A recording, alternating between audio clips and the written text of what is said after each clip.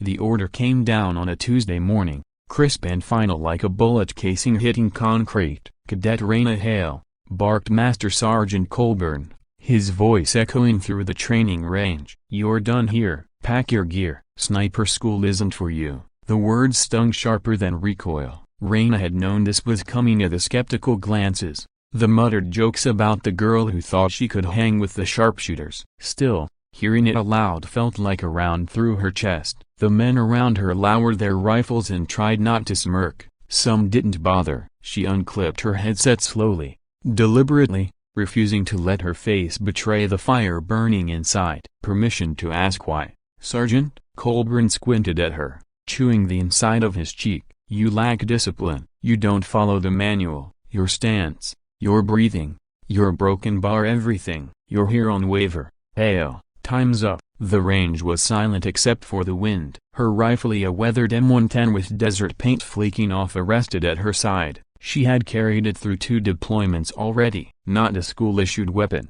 but her own, and in its steel she had carved the only resume she needed. She lifted it now, just enough for the light to catch the notches etched along the stock. Tiny marks, careful and deliberate, running almost the length of the wood, more than 40 of them. The laughter around her died. Colburn's eyes locked on the rifle. His expression changed, a not softer, but warier, like a man realizing he had mistaken a wolf for a stray dog. "Where'd you get those?"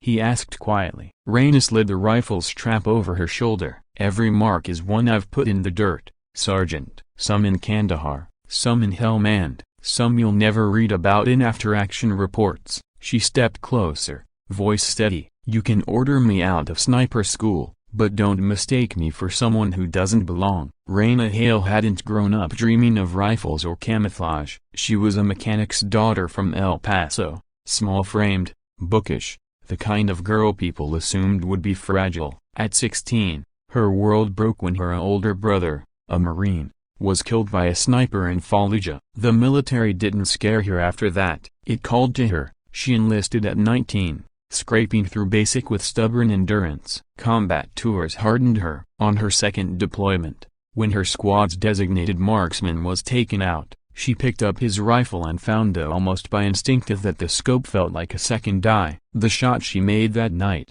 a clean 600-yard strike on a rooftop insurgent about to detonate a night, had saved an entire convoy. The rifle had been hers ever since. But the Army's culture wasn't ready. Female snipers were rare, almost unheard of. Sniper school was a crucible that chewed up even the best men and spat them out broken. Raina had slipped in only through a commanding officer's endorsement, and now they wanted her gone.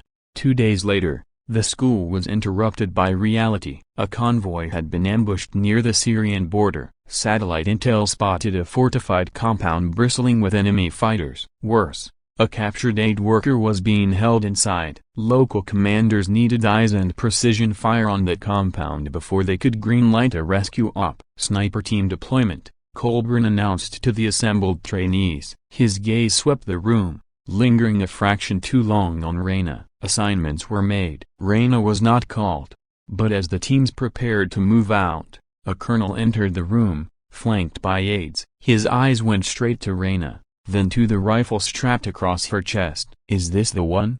he asked Colburn. Colburn hesitated. "Yes, sir." "Then she's on the mission." No one argued. They moved under cover of night, insertion quiet and precise. Raina was paired with Sergeant Dick Rawlins, a veteran sniper with scars like topography lines across his face. He wasn't happy about her presence. "Keep your head down," he muttered as they set up position on a rocky ridge overlooking the compound. "And don't screw my shot." She ignored him, unwrapping her rifle like an old friend. The notches along its stock caught the moonlight again. Dick saw them and grunted. "You really keep score?" "I keep memories," she replied. Through her scope, the compound came alive.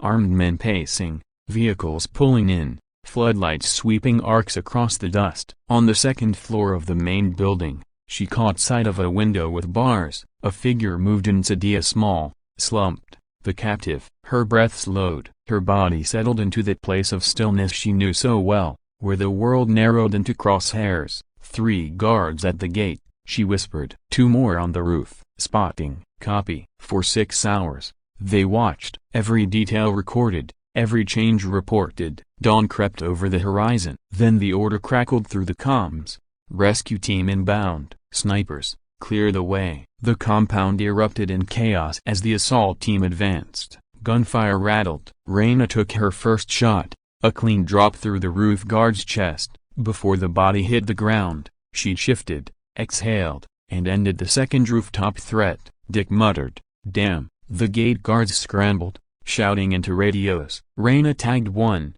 then the other, each bullet precise, unhurried. Her rifle bucked with rhythm, an extension of her heartbeat. Enemy fighters poured from side buildings. Raina tracked them, prioritizing by threat. One man leveled an RPG toward the advancing team as she clipped him before he could fire. Another climbed to a sniper perch with a Dragonova. She took his jaw apart with a single round. "Kill count?" Dick asked breathlessly, still firing. 6 confirmed. 7, 8. By the time the rescue team breached the main building, the enemy resistance had crumbled. The hostage was pulled out, shaken but alive. Mission success. Back at base, the debrief was short. Command praised the sniper's effectiveness. Raina received only nods, cautious acknowledgments, as though no one wanted to admit they'd been wrong about her. That night, she sat alone, oiling her rifle. She added 3 more notches with her blade. The stock was nearly full now. A shadow fell across her. It was Sergeant Colburn. "You don't follow the manual,"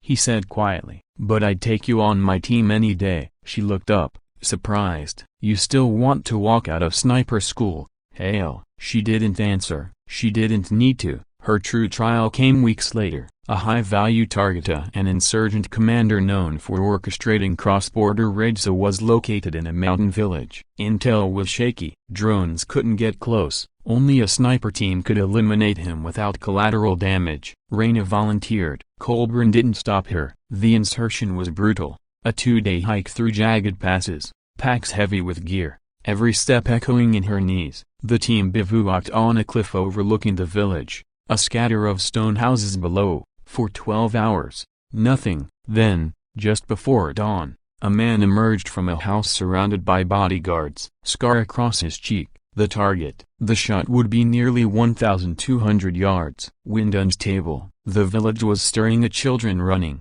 women carrying water. A single miss could kill the wrong person. Dick glanced at her. "That's not a student shot, that's a legend shot." Raina settled behind her rifle. Her breathing slowed. Time dilated. She thought of her brother, of Fallujah, of the first time she'd ever steadied a scope and felt the world align. The crosshairs kissed the target's chest. She squeezed. The round flew, a whisper through the mountain air. Half a second later, the insurgent commander crumbled, a red bloom spreading across his tunic. No civilian harmed, no second shot needed. For a long moment, silence. Then Dick exhaled a shaky laugh. "You just wrote yourself into the sniper school handbook." When they returned, the school commandant called her into his office. "Cadet Hale," he said, sliding a folder across the desk. Inside was her graduation certificate. "You've passed." She stared at it. Her hands didn't move. "You don't look happy," he noted. Raina lifted her rifle, tapping the carved stock. "This was never about a certificate. It's about the people alive because of this weapon and the ones who'll never hurt anyone again." The commandant studied her for a long time, then nodded. "Understood." "Still, the army likes its paperwork." She accepted the folder at last. That night, around the fire pit outside the barracks, some of the same men who had once smirked at her offered beers, grudging respect, even admiration.